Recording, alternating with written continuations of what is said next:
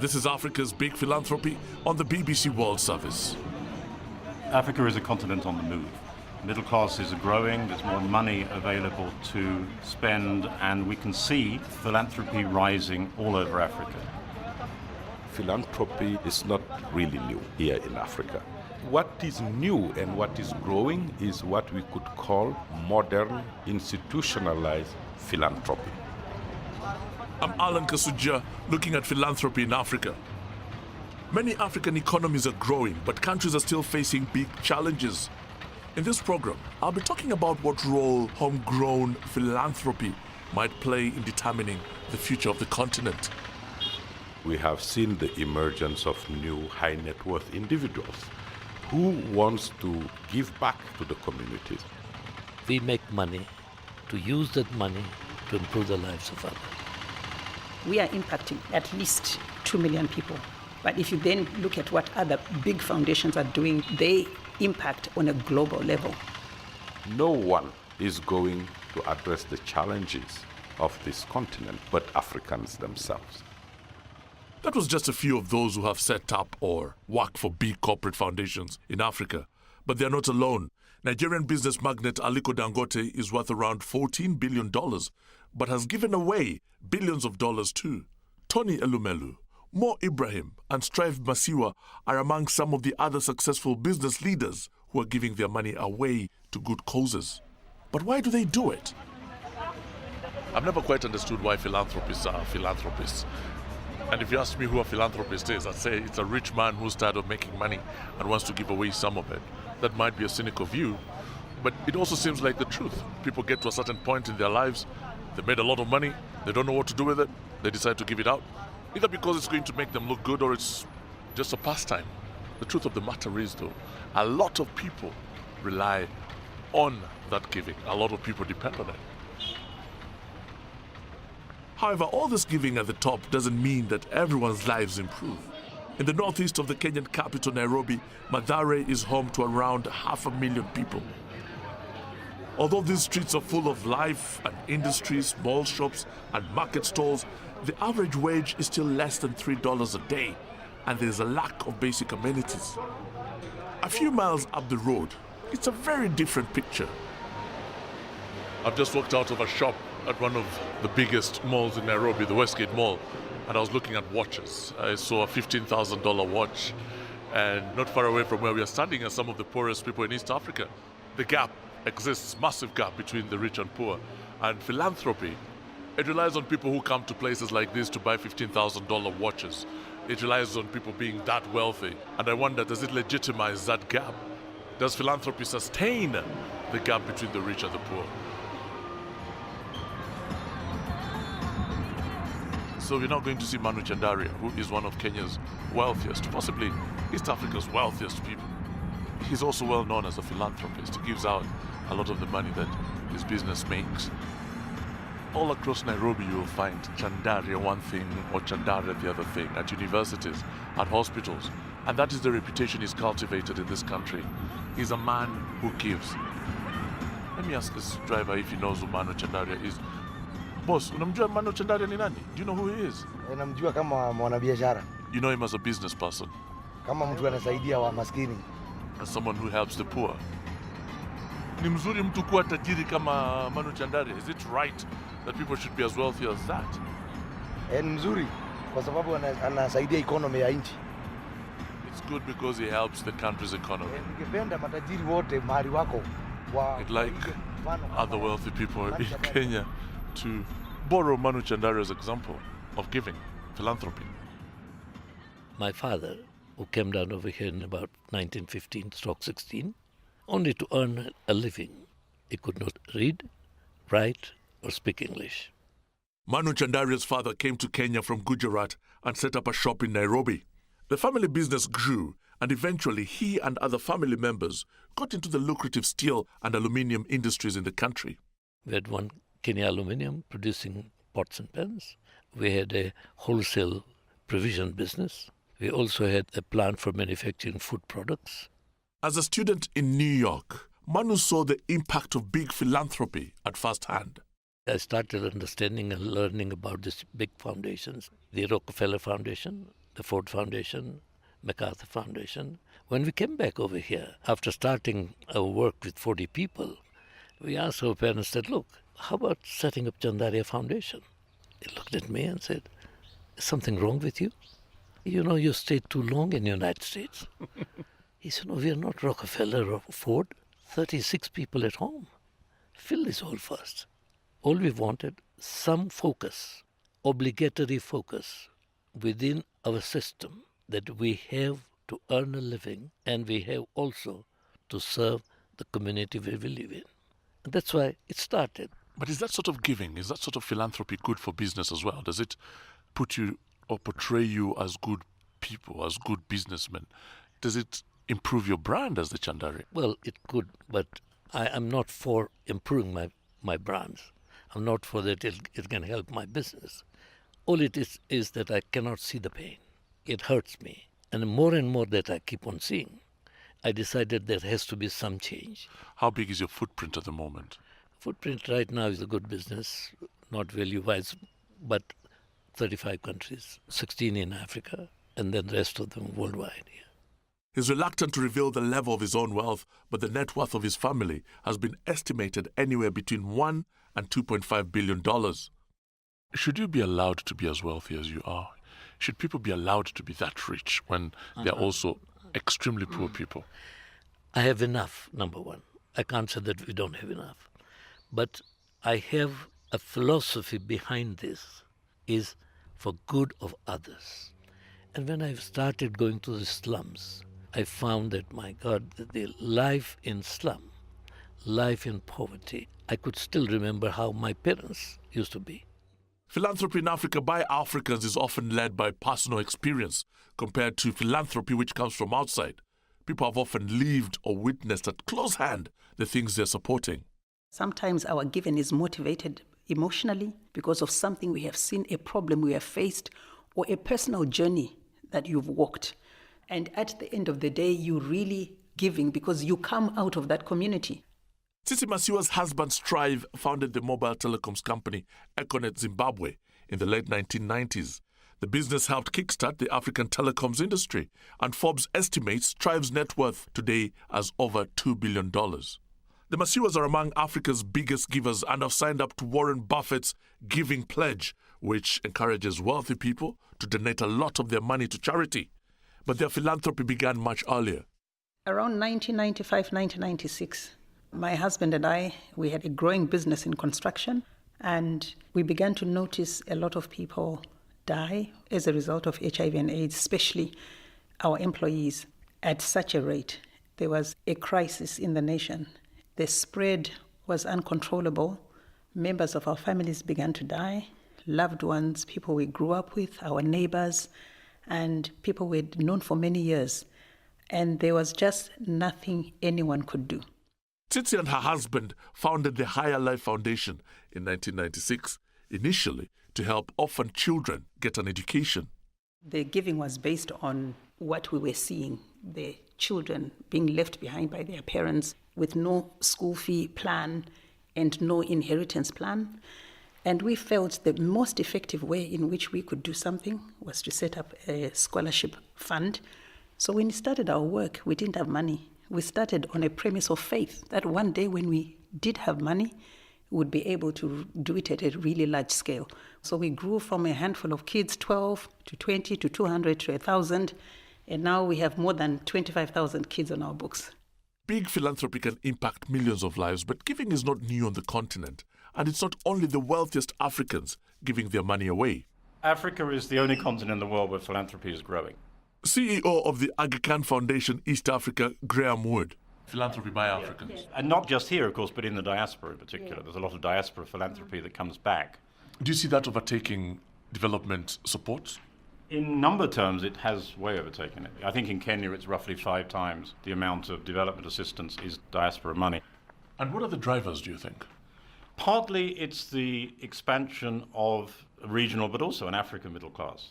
There's far more people in decent jobs, far more people with money. Kenya is now classified as a lower middle development country.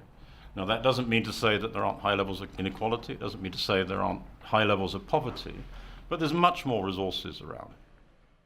A partnership between USAID and the Aga Khan Foundation, the Yetu Initiative, encourages local philanthropy.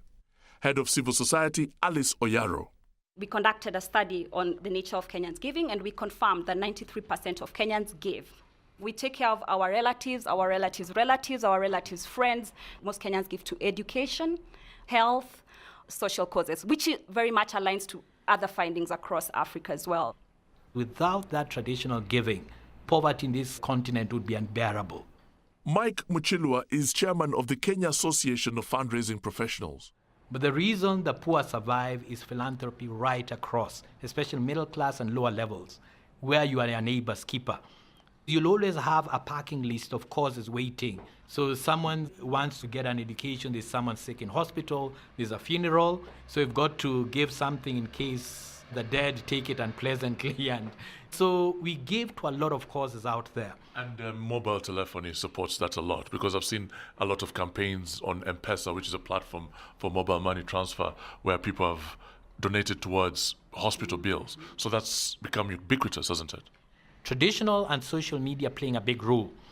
So we look at the media, and when we see something on news about a child in need or a person who needs, we tend to give to pay bill numbers that are linked to mobile money. So giving is changing in structure, but you can still see it is increasing. After primary school, our parents used to get jobs. My mom never got a chance of being educated at all. George Githere got his university education thanks to local philanthropy, small-scale private giving by his church members, friends and family. In Africa, there are some things we call harambes. Harambes is people pull funds together. People with very little money, so someone just decides, let me just spare $2 or $3. When they pull funds together, you're educated. I ended up doing a degree in finance, undergrad. I did an MBA in finance. What we spend in a bar in 4 nights, you can end up spending a whole school fees for a kid. I think the young people educated using philanthropy money, they have started giving back. We look for needy but very bright students who are not able to access high school education. Ndongo Nyoro is taking advantage of new technology, raising funds via social media platforms to help families with hospital bills and school fees. It's collected up to $80,000 a year from a range of private donors in Kenya and across the diaspora. We have about 32 fully sponsored high school students. We also ensure that we mentor them, and 70% of them are in national schools in Kenya. At the same time... When you say national schools, you refer to the best schools in the country. Exactly. But let's face it, Ndongo, you can't really fix every problem, can you? Does it get frustrating sometimes when you see that there are people who need your help that you can't help? Actually, most of the time, I'm a very sad person, because the most we can do is helping like one case in a week. Like now, I usually get about 40 requests in a day. But like you said, it's not really possible to help everybody. But we have been depending on one another. Togetherness, brotherhood. We believe so much in brotherhood. It's still the same thing that we are doing. We are just reminding people we are one and seeing what we can do together and support one another. Just outside central Nairobi, local shopkeeper Karioki Joseph helps people in his area link up with Ndongo's organization, Affecto, and find sponsors for local children to attend school. There are people who have come from the countryside, at least to fend for their families in Nairobi. They rent the houses around here. My name is Pamela Simwa, and I have a family of 6 children. My husband left me. Up to this time, I haven't seen him. I have big challenges because finding food and how they can go to school, it's very difficult. I wash clothes, I dig, I do what, I get 250 shillings per day. 250 is $2.5. Pamela's son Origin got into one of the best schools in Kenya, but she was not able to get funding from the local government to pay for it. Even uniform, I don't have. So I was running here and there so that I can get how this boy can go to school. He's now being sponsored by a private donor to attend. I was very happy because it was my school of my choice. He will support those others who will not be able to pay school fees. He has now to help them the way he has been helped. Yeah. I'm Joy Wawira Mungai.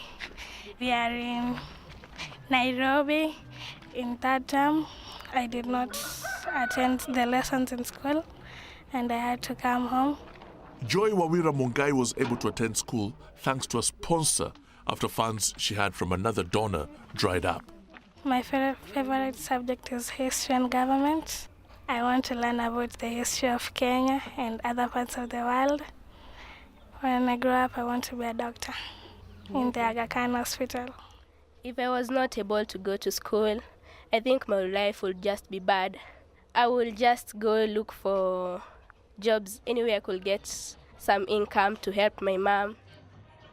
Up the road, Eunice Wanjiku Kimani now has a better shot at life and is now at one of the best girls' boarding schools in Kenya. She has big dreams. When I grow up, I would like to be a pilot. That's my dream. And I also have the passion to fly my own aeroplane.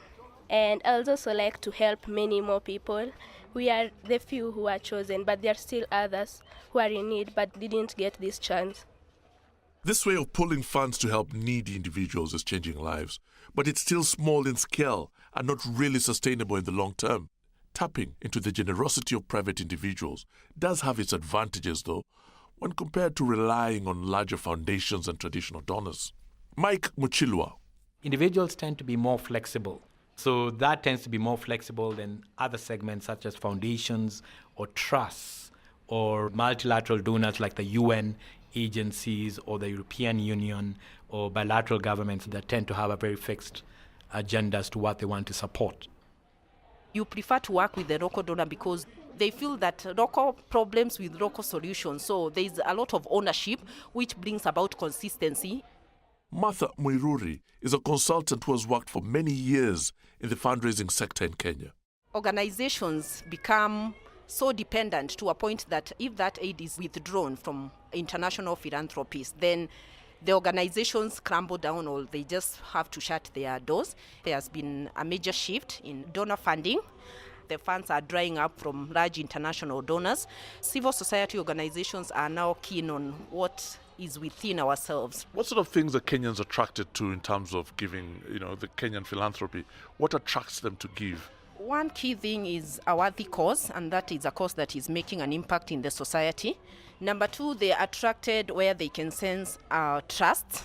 So they want to give where they feel that their resources are going directly to the beneficiaries. Thomas Bernardo is a children's home in Nairobi, which gets nearly 60% of its funding from within Kenya, from a mix of corporate and private philanthropy and charitable donations. My name is Colin Soyuera. I'm the CEO of Kenya Children's Home. How big is this campus? We are able to accommodate 81 children. Then we also have the nursery, the abandoned children. We have 24 right now, but you can accommodate up to 35. So when they come here, we try to get them through adoption process. That's why we have the adoption office there. It looks like your typical children's nursery. It's got pictures of animals on the walls. It's got all sorts of toys on the floor scattered. There seems to be a mattress on the floor for them to play on. And it's really moving to see a child fall asleep in one of the volunteers' arms, and one of the other volunteers, a boy, has just picked up a little girl and is cuddling her and they're talking. Very moving.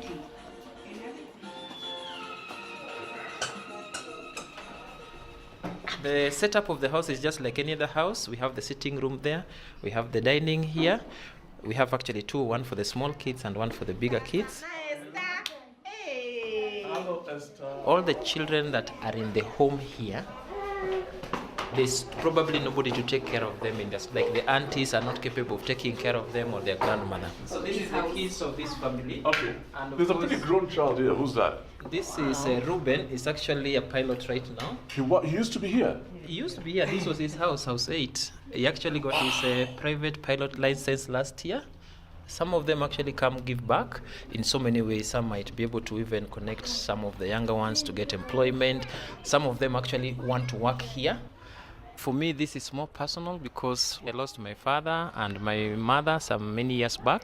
You were 17 when you were orphaned. Yes. When you see these children here, yes, I wonder if there's any connection that is made between your experience and what they're going through. No, it's a direct mirror. I'm able to see them how I was. So nobody can explain to me how they feel because I've felt that before. Local private philanthropy may be more flexible, sustainable even, but all philanthropy is at risk of being stopped if the giver decides to pull out, which is why this children's home is trying to become as self-sufficient as possible. I think with the magnitude of the children we have, we can't really rely on donation 100%. So we have to look at creative ways, and one of the things we've done is to have our own projects that generate money. We have a bakery, a local bakery that is able to supply the home and outside as well. Then we have the school. Parents from the local community are able to bring their kids, one, to interact with our children, so that is actually very good for our children.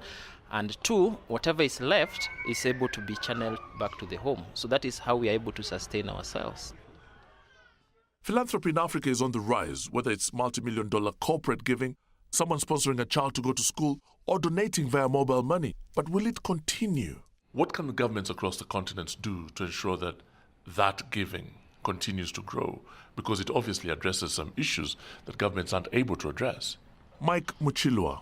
We can borrow from the South African government and by extension the Indian government that have made it mandatory for companies to give 1-2% of their turnovers. Secondly, we need to make it easy for civil society organizations to get tax-free status, but also allow companies to give. Because in this country, though we have a facilitative law, it takes you so many years to get that tax-free status that many organizations and companies don't even bother. One criticism of philanthropy from outside has been that it can be used by some philanthropists as a way to avoid or reduce tax. But in African countries, there are very few tax breaks at all to encourage corporate giving. If we came up with something that big companies can give a percentage of their turnover towards, development activities, be they government or CSO or corporate philanthropy, so long as they meet certain criteria. And at the same time, we made it easy for even people to get tax deductions, like happens in the US, for example. There's a lot of money that can go towards good. Some philanthropy in Africa is already beginning to follow the models of other big foundations across the world. Aliko Dangote, for example, has partnered with the Gates Foundation to pump millions of dollars into tackling malnutrition in northern Nigeria, and large-scale multinational collaboration with private industries and what they call stakeholders are increasingly seen as the future of global philanthropy. But what about those accusations of too much power and influence that have been leveled at some of the biggest American philanthropists? Will these and other concerns also apply to those in Africa? Tsitsi Masiyiwa.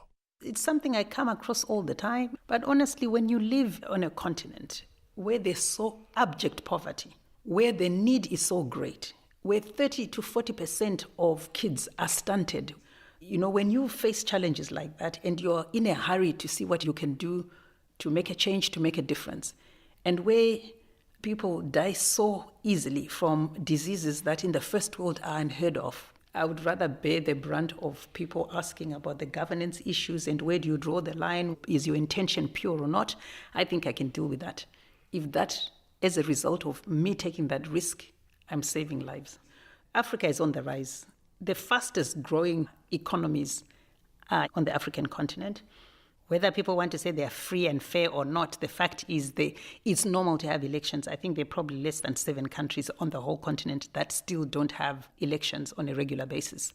Whether governments like it or not, their actions are transparent to a much bigger audience, maybe to the whole world, to much larger platforms. So that has created, for people like myself, who are investors on the continent, who love the continent, to feel more confident about what we can do. Managing Director of the Rockefeller Foundation Africa, Mamadou Biteye. Whether it is international philanthropies or local philanthropies or whoever, or development partners, no one is going to address the challenges of this continent, to develop this continent, but Africans themselves. Whether these are bilateral, multilateral, philanthropic organizations like us, we can be only partners. The decision and the drive that will transform this continent is going to be done by Africans. But for all this talk of bilateral organizations, risk capital, and joint ventures, does philanthropy mean something else too. Manu Chandaria. Unless and until you have got a philosophy of giving, even holding hands, patting some backs and wiping some tears, this is many a times much stronger. Every time we keep on coming with money, giving is not money, and every time keep on giving, and philanthropy is compared with money. To me, philanthropy is the pain that you get hurt, in yourself, and how you express that to remove that pain, not the money. Money is one of the vehicle which helps. But so money is just a tool? Yes, a tool, because it's not the end. The philanthropists I've met, they all work very hard in order to improve other people's lives. And for many of them, it's an extension of what they believe. And more than ever, I'm convinced that the only form of philanthropy that can work in a place like this, in a country like this, in Kenya, in Uganda, or even in Africa, is homegrown philanthropy, led by people who understand the challenges and whose hearts are actually in it. I think philanthropy requires a lot of heart, not just a big wallet. I'm Alan Kasuja, and Africa's Big Philanthropy is produced by Joe Wheeler. It's a Just Radio production for the BBC World Service.